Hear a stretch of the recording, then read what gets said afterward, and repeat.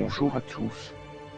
Pour certains d'entre nous, la pause était géniale et rafraîchissante, mais pour beaucoup d'autres, c'était à la limite du cauchemar. Les réseaux Internet ont poussé la recherche, et certaines théories qui ont été exposées étaient tout simplement incroyables. Avant de continuer, j'aimerais vous notifier que le son en arrière-plan de cette vidéo a été composé pour l'avènement de l'éveil du fruit du démon de Luffy, le futur roi des pirates. Parlons enfin du chapitre 1044. Ce chapitre est intitulé « Le guerrier de la libération ». De ce que nous avons reçu des fuites du côté du Japon, certains alliés de Luffy, en raison de Sanji, Kid, Law, Yogoro et Marco, ressentent toujours sa présence. Luffy est en vie mais il y a une aura étrange qu'il n'avait jamais ressentie auparavant. La scène qui suit, je l'avais déjà prédite dans mes discussions sur les réseaux, notamment Discord. On retourne du côté de Marijoa où, le Gorosei, est en train d'aborder un sujet important, le fruit du démon du caoutchouc. Et oui les amis. Ça fait près de 2 mois qu'on attend cela. Pour ceux qui suivent mes vidéos théories, il n'y avait aucun doute dans mon esprit qu'il s'agissait du fruit du démon de Luffy. Il semblerait que le gouvernement essaie d'acquérir le Gomu Gomu, mais il n'en a pas été capable depuis 800 ans.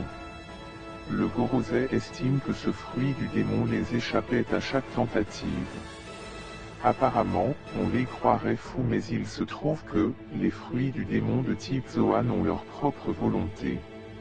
En effet, le fruit du caoutchouc serait en réalité, un fruit mythique du démon de type Zoan. Son vrai nom est Ritorito no Mi version Nika, qu'on peut traduire en français comme le fruit mythologique humain, version Nika.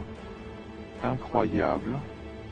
Tony Chopper, la plus petite prime des Mugiwara, et la plus grande prime de l'équipage, ont le même type de fruit du démon. Waouh! Son nom c'est Go-Da. Ensuite, nous avons un aperçu de Hiyori et Orochi. Elle s'assure que Orochi meurt brûlé comme son père, Oden. Et voici venus les tambours de la libération. Luffy s'est éveillé en dieu Nika. Venant du haut, une substance comme de la résine capture Kaido et le ramène sur le toit. Ainsi, la bataille continue et Kaido se prend des rafales de la part de Luffy.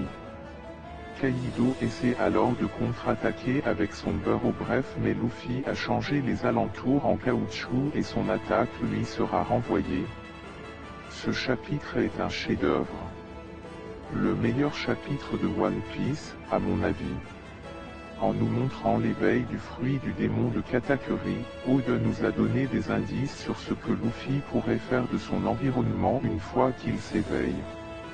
Il n'y aura pas de pause la semaine prochaine. Accrochez-vous, car le manga sera de plus en plus excitant. Merci d'avoir suivi cette vidéo. N'hésitez pas à commenter, cliquez sur la cloche pour recevoir des notifications juste après que vous vous soyez abonné. Mettez aussi un pouce si vous avez apprécié.